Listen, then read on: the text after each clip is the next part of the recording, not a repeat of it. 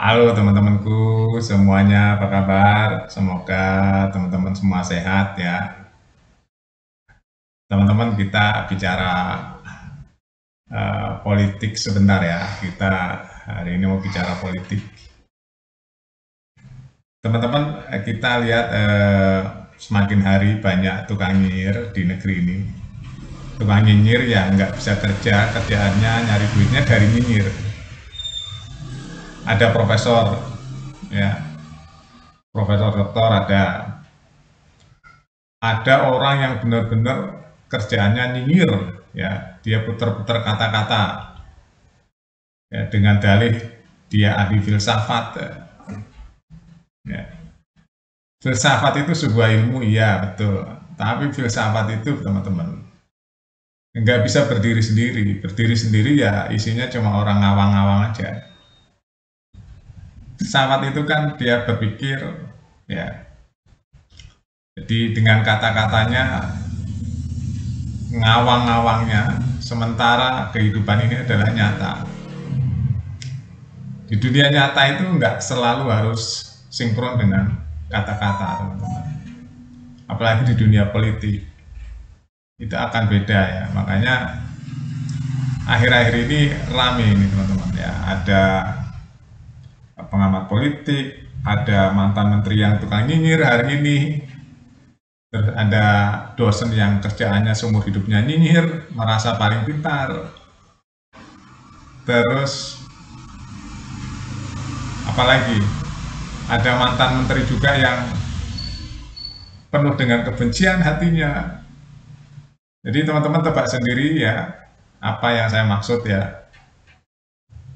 Jadi saya ngelihat orang itu nggak taunya kedewasaannya, keluasan hatinya, padahal sudah pada senior-senior, tapi hatinya penuh dengan dendam, penuh dengan kebencian, penuh dengan nyinyiran ya, dan kasar. Ya. Ternyata ada orang-orang seperti itu. Jadi hidupnya penuh dengan iri dan dengki. Apakah seperti itu menyelesaikan masalah? Ya di negara demokrasi ya boleh-boleh aja teman-teman ya.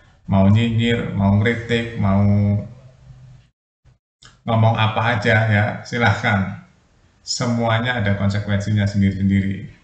Bagi di negara hukum ya kan, negara demokrasi, semua orang mempunyai hak yang sama. Tapi ada rambu-rambunya ya. Nah, masalahnya tukang nyinyir ini dia menyinyiri orang-orang atau orang yang tidak akan membalasnya. Jadi dia menikmati nyinyiran itu untuk mencari penghidupan. Bayangin aja ya, ada orang ahli hukum, berapa orang nih ahli hukum? Satu, dua, ada beberapa ahli hukum ya, dokter. Dia nyinyir untuk mencari uang, teman-teman. Dimasukin ke YouTube, ya, jangan nyinyir tuh. Semua topik-topik pembahasannya di YouTube itu tentang menyudutkan dan mencari kesalahan orang atau pemimpin negeri ini. Yang tahu pemimpin itu nggak akan membalas karena memang beda kelas lah, beda level. Biarin aja, emang dia nyari duitnya dari nyinyiran itu, teman-teman. Tebak sendiri ya. Ini sialnya siapa ya? Teman-teman cari sendiri ya. Jadi kerjaannya memang nyinyir dia. Dia memproduksi konten-kontennya konten-konten nyinyir. Saya mau mengajak teman-teman untuk bertanya, apakah orang seperti itu kalau mau tidur nggak pernah berpikir ya, iya ya saya kok kerjaannya tiap hari menyinyirin orang ya, pemimpin ini yang udah bekerja untuk rakyat.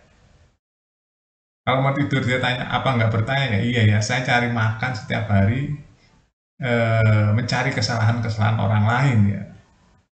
Dan orang lain itu kok baik sekali sama saya, nggak balas, nggak marah. Gitu. Terus dia kok nggak tanya lah, nah kalau begitu yang benar siapa ya, yang benar siapa ya, yang berarti baik siapa ya kalau gitu.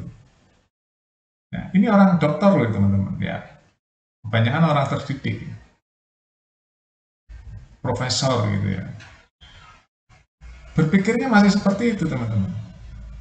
Jadi kesalahan yang belum benar-benar valid sudah diumbar kemana-mana, bahkan diviralkan kemana-mana. Dan orang dituduh, orang yang diolok-olok itu, dia nggak mau balas.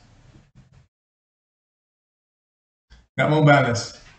Paling dibalasnya dengan dijojong, kalau bahasa Jawanya dijojong ya, atau dinyoh gitu ya. Di monggo silahkan sepuasnya. Bahkan saya mau cerita tentang Kaisang, Gibran. Teman-teman percaya nggak? Saya dari awal sudah tahu ini anak spesial, Kaisang dan Gibran. Dia memiliki kecerdasan IQ dan kecerdasan EQ, ya. Luar biasa. Diolok-olok setengah mati, ya. Diolok-olok luar biasa, difitnah, dia nggak pernah marah teman-teman. Malah dia membuat jok-jok, membuat olok-olok itu sebagai hiburan. Akhirnya pembenci dan tukang nyinyir itu tersekat ster oleh dirinya sendiri. Ya, tersekat ster oleh dirinya sendiri. Bahkan dulu ada orang olok-olok Gibran dengan Samsul. Malah dia sekarang Pak, dia pakai kaos namanya Samsul. Hari ini ada yang olok-olok tentang Kaisang, tentang Mulyono. Dia pakai jaket namanya Putra Mulyono. Malu sendiri kan tukang nyinyir. Kalah cerdas kan sama anak muda yang dinyinyirin, yang diolok-olok. Padahal yang nyinyirin itu profesor doktor. Ya, kalau profesor doktor itu yang beberapa orang itu calon, ada mantan menteri, ya mantan menteri ada beberapa orang tuh yang nyinyirnya setengah mati, kebenciannya setengah mati hatinya. Dia akan hidup dengan kebencian teman-teman, orang-orang seperti itu. Ya, karena dirinya merasa hebat. Dia merasa hebat, tapi dia tidak sadar bahwa dirinya itu dikuasai oleh nafsu. Sedangkan Gibran dan Kaisang, dia bisa mengendalikan nafsu. Anak muda, bisa aja Gibran Kaisang marah, bisa aja kalau dia mau, tapi dia bisa nahan, karena punya namanya emosional ya. Emosional itu dia bisa tahan, tapi yang profesor doktor ini, yang tukang nyinyir yang merasa dirinya sekolah tinggi, pinter itu, dia nggak bisa nahan nafsu. Makanya dia terjebak dengan nyinyirannya kan. Sekarang dia kena kickback dengan kecerdasan dan kesabaran Kaisang. Ya, Kaisang dituduh ini, dituduh itu, tenang aja. Akhirnya dia malah pakai jaket namanya Putra Mulyono. Akhirnya apa? Buat lawan kan para profesor doktor itu yang nyinyir itu, yang tukang nyinyir itu, jadi hatinya tuh diisi dengan kebencian-kebencian. Terlihat teman-teman kita, saya udah paham teman-teman ya, saya di belakang layar tuh dari remaja kumpulnya politisi, teman-teman. Ya politisi. Jadi saya paham betul dunia politik, dunia bisnis ya. Cuma memang tampang saya diso banget teman-teman. Kalau saya memang nggak mau berubah. Ya, saya senang jadi orang desa. Tapi saya paham betul dunia bisnis, dunia politik teman-teman. Paham betul. Berpuluh-puluh tahun saya di lingkaran itu. Ya.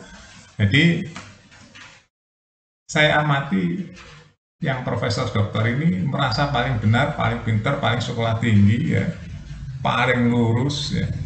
Dia nggak tahu bahwa dunia sekarang sudah berubah.